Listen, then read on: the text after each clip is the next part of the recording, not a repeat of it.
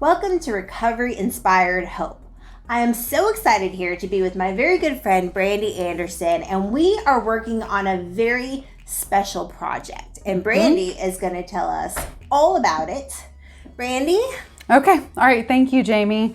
And so what we are going to be working on is a video series for Athens Recovery Diversity and Inclusion Initiative.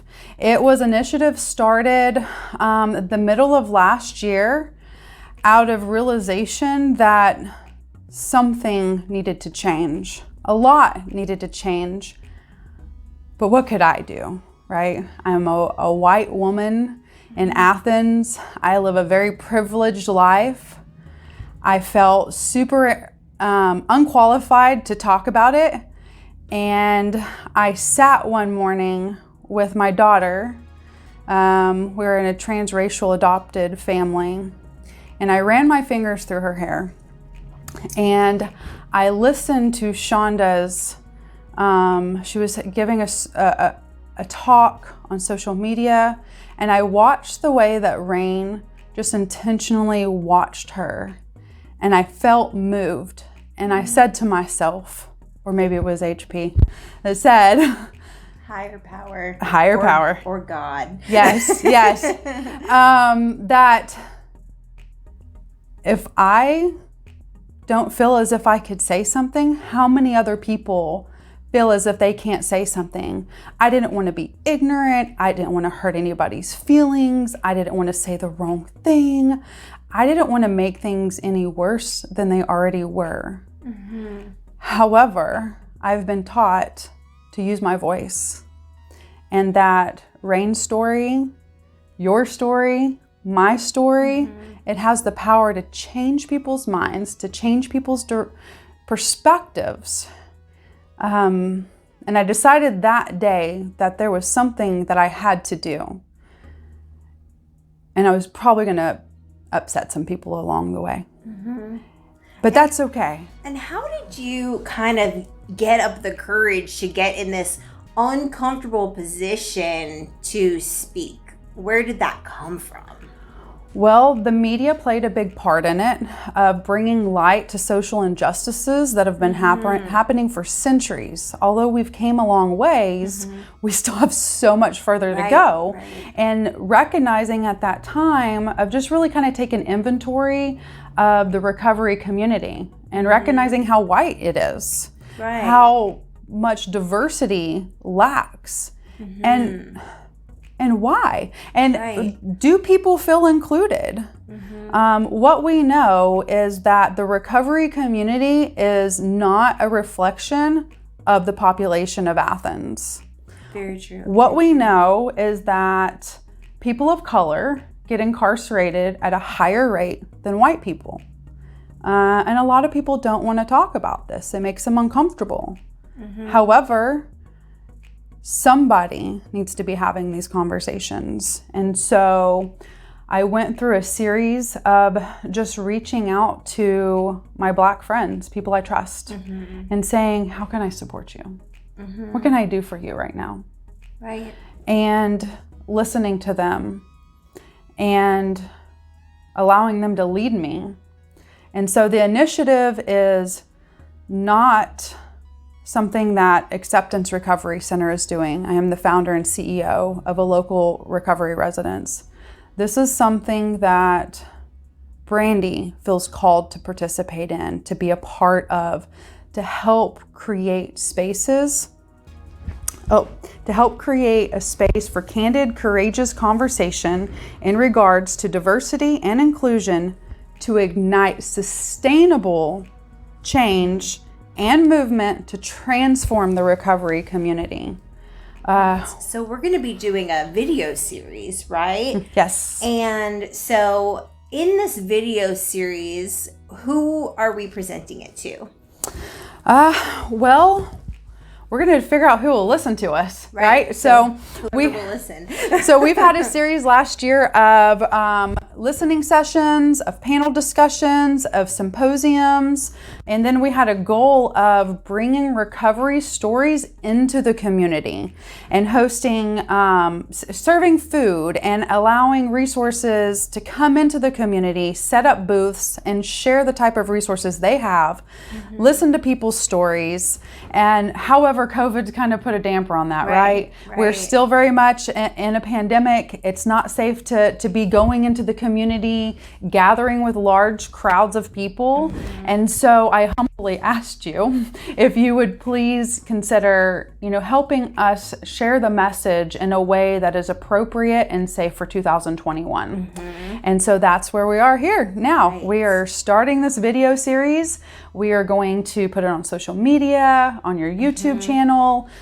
We hope to share it in the court system. Yes. So what is that going to do now when we put it in front of the court system and we show, hey, here's proof that recovery is possible?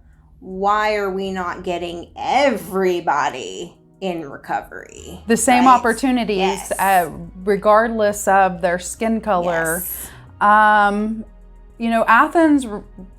Athens judicial system, they're huge supporters of the work that I do professionally in the community.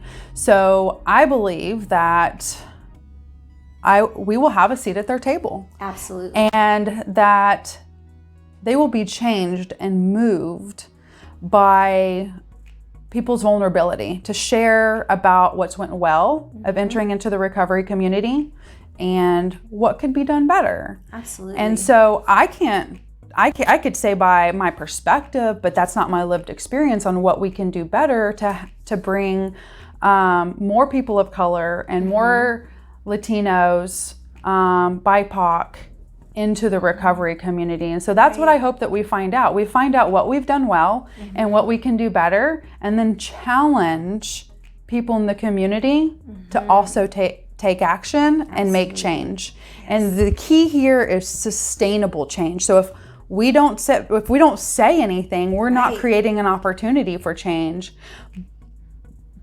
But maybe we will if we have the courage to say something. Yes. And then one person at a time will then fall into another person at a time. And I believe wholeheartedly that this project has been successful so far, and it will continue to be successful because change is possible. It's not going to happen overnight, but what it takes is committed and like-minded individuals to be willing to do the hard work, to be willing to have tough conversations, to be willing to donate their time in efforts to do what the right thing is. Right, absolutely. And tell us, how can people get involved?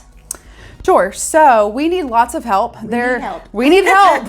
So there's just a few of us. We could use help with social media, getting the word out, places for us to go and show these videos, whether it be in the faith community, it to be in, schools. And really people would be vulnerable and tell their story and to say the tough stuff of like, I walked in and I didn't see anybody look like me. So I didn't feel like I belonged, because that's a true story.